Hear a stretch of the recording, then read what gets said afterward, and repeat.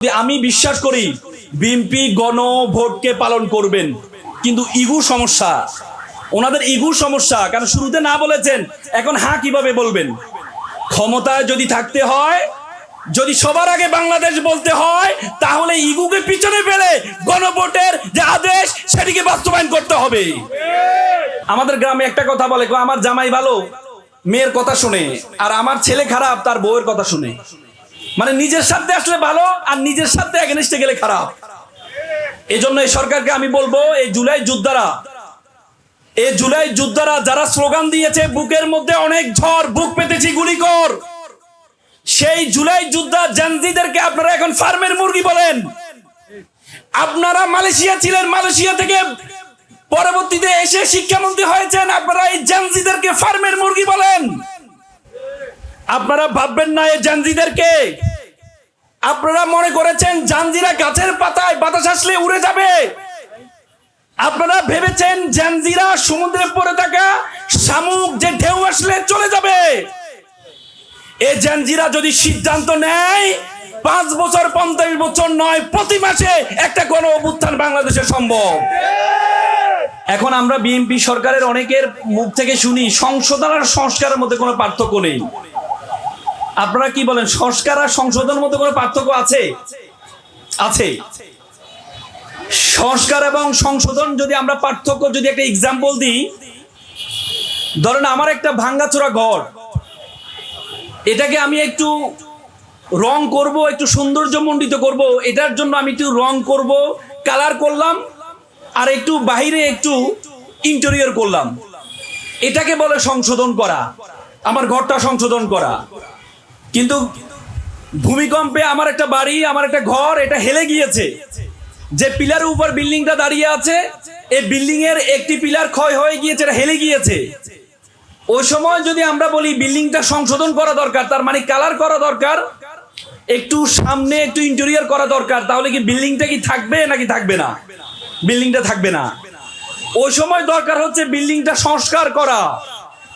বিল্ডিংটা যেভাবে তৈরি হয়েছে, বিল্ডিং এর যে বেসিক যে মূল জায়গা আছে, সেই জায়গায় সংস্কার করতে হবে। সংবিধান যদি আমরা এখন সংশোধন করি, এই সংশোধনে কোনো ভিত্তি থাকবে না। আমরা 5ম সংশোধনী, আমাদের আজকে যিনি সরকার প্রধান, ওনার বাবা 5ম সংশোধনী করেছিলেন 2010 সালে। উচ্চ আদালত সেই সংশোধনীতে আলট্রা ভাইরাস ঘোষণা করেছেন, এটা অবৈধ ঘোষণা করেছেন। শেখ হাসিনা 5ম সংশোধনী করেছেন, সেটা এবারে আমাদের অ্যাপ্লাইড ডিভিশন সেটাকে বাতিল করেছেন। তো সুতরাং আপনি যদি সংবিধান আবারও সংশোধন করেন, তাহলে কিছুদিন পরে আবারও এটাকে আলট্রা ভাইরাস বা এটাকে অসাংবিধানিক হিসাবে ঘোষণা করা হবে। এজন্য দরকার সংস্কার।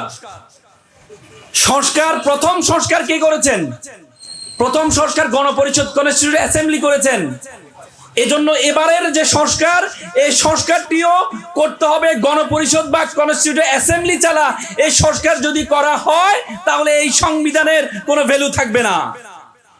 কিন্তু দুর্ভাগ্য হলো সত্য, ওনারা বারবার সংশোধনের কথা বলছেন। ওনারা জানেন সংশোধন করলেই আবার এটা বাতিল হয়ে যাবে। এবারের যে অন্তর্বর্তীকালীন সরকার জুলাইয়ের পরবর্তীতে শপথ নিয়েছেন, ওনাদের 3টি কাজ ছিলেন। ওনাদের একটা কাজ ছিল রাষ্ট্র সংস্কার করা, দ্বিতীয় কাজ ছিল যারা জুলাইয়ের আমাদের যে শহীদ আছে, শহীদদের যে বিচার করা, এবং 17-18 বছর যে পরিমাণ ফ্যাসিজমে যে পরিমাণ অপরাধ করেছে সবগুলোর বিচার করা, এবং একটা নির্বাচন দেওয়া। আর ওনারা শুধু নির্বাচনের জন্যই ওনারা আজকে সংসদে বলছেন আমরা নির্বাচন দিবে না, এজন্য আমরা গণভোটকে মেনে নিয়েছিলাম। ওনারা বলেন না গণভোটের কোনো ভ্যালু নাই। অথচ আপনারা জানেন একটা গণভোটের কারণে একটা রাষ্ট্র তৈরি হয়। ওনারা বলেন, আমাদের স্বরাষ্ট্রমন্ত্রী কয়েকদিন আগে বলেছেন, সংসদে বলেছেন আমাদের যেই জুলাই যে ওয়ার্ডার, সে ওয়ার্ডারটা নাকি ভয়েড অ্যাব ইনিশিও, মানে শুরু থেকে এটা গলদ। আপনারা যদি শুরু থেকে গলদ হয়, তাহলে এই সরকার যে নির্বাচন করেছেন, এটা তো শুরু থেকে গলদ ছিল। আপনারা জানেন গণ অভ্যুত্থান বাংলাদেশের ইতিহাসে, বাংলাদেশ হওয়ার পরে 2বার হয়েছে। দুইবারে বেনিফিশিয়ারি আমাদের বর্তমান সরকার। 91-তে যখন নির্বাচন হবে সবাই বলেছিল নিরপেক্ষ ব্যক্তির অধীনে নির্বাচন হইতে হবে। ওই সময় প্রধান বিচারপতি শাহাবুদ্দিন সাহেবকে নির্বাচনকারীর উপরাষ্ট্রপতি করা হয়। আপনারা জানেন আমাদের সংবিধানে বলা আছে লাভজনক কোনো প্রতিষ্ঠানে থাকলে তিনি রাষ্ট্রপতি হতে পারবেন না।